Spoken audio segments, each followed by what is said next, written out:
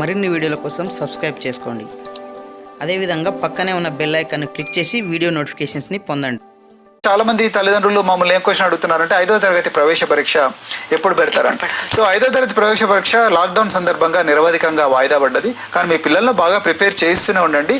మీకు త్వరలోనే ప్రభుత్వం ఒకసారి ఈ పాలసీని అంతా ప్రకటించిన తర్వాత మేము తప్పకుండా మీకు ఒక డేట్ అనేది ఇస్తాము. దానికి తొందర ఏం లేదు. కానీ ఇంట్లో ఉన్నంతవరకు ఇంతకుముందు ఒక తండ్రి అన్నారు, మేము పిల్లలు ఇంట్లో ఉన్నా కూడా ఈ సమయంలో చాలా చక్కగా చదివించుకోగలిగాము అని చెప్పేసి. అదేవిధంగా నా రిక్వెస్ట్ ఏంటంటే 4వ తరగతి పిల్లలను 5వ తరగతి రావాల్సిన పిల్లలు కానీ మిగతా తరగతిలోకి పోవాల్సిన పిల్లలు కానీ స్కూళ్ళు లేవని మనం ఇళ్లలో పెట్టి ఆటలు ఆడుకొని పర్వాలేదు. కానీ ఒక సమయం మాత్రం నిర్ణీతమైన సమయంలో మాత్రం తప్పకుండా పిల్లలతో చదివించాల్సిన అవసరం ఉన్నది.